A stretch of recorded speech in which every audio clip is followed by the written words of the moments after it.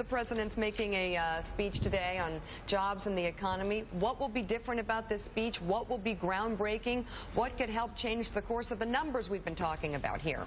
Well, look, first of all, it's certainly not about poll numbers, except for when it comes to Americans' frustration with what's happening in Washington. If you look at where the president is versus where Republicans in Congress are, I think you have a very clear understanding of where that frustration is focused. One.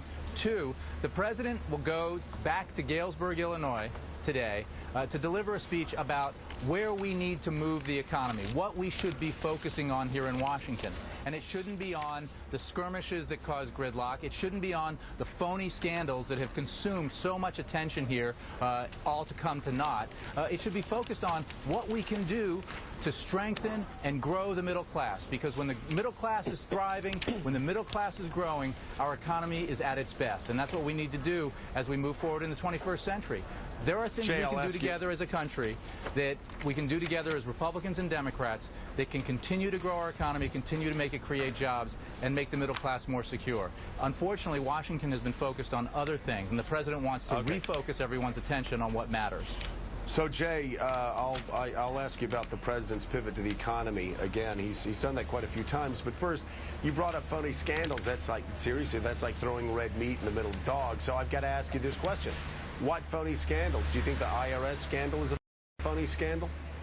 I think what we've seen is inappropriate activity that the president came out and forcefully said he would not tolerate, and that he installed somebody at the IRS to take care of. What we have seen from Republicans is cherry-picked information based on investigations that turns out to be only one side of the story.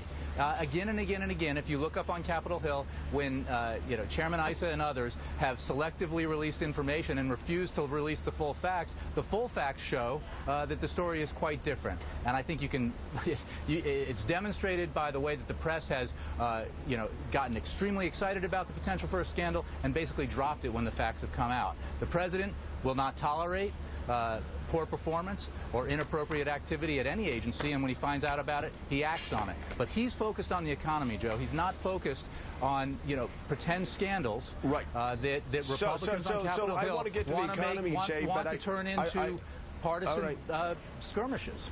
Yeah. Jay, I want to get to the economy because obviously that's the most important thing. We have to clean up this one thing, though. I mean, you say that there's cherry-picked information on the side. Let's just take the IRS scandal. The fact is it's far different than what you said. At the beginning, you said it was just the Cincinnati office, and then we find out more people in Washington are involved, and then this past week we found out, despite what any of us think of the investigations on Capitol Hill, and I see you smiling, I don't know that there's anything to smile about, that it wasn't a couple of crazy people in Cincinnati, that this information actually went up to the chief counsel of the IRS, which was one of two political appointees by the President of the United States and the entire IRS. So, Joe, I greatly appreciate Joe, I greatly appreciate that is the line that is being pushed by Republicans who want Washington to be focused on scandals instead of the economy. No, Jay, Joe, that doesn't work. No, is that the truth or not, Jay? Is that the truth or not? You said, Jay, that this was limited to Cincinnati. That wasn't true. No. I want to talk about the economy, but talk to me. Don't give me talking points, because that doesn't work on this show. And you've been here long enough to know it doesn't work on this show. Okay. So answer my question, and then let's talk about the economy. When you get to the question, I'll answer it. Here it is. What we said all along. I gave you the question, and you decided to fight me, Jay. So stop your games with me. We've known each other for too long. I'm not playing your games. I'm not somebody you talk down to from your podium. Answer my question, Jay. Joe, please, let me answer it. There is no question that activity that occurred at the at the IRS was inappropriate, and the president made clear that he wanted to take care of it, and he appointed somebody who's doing that.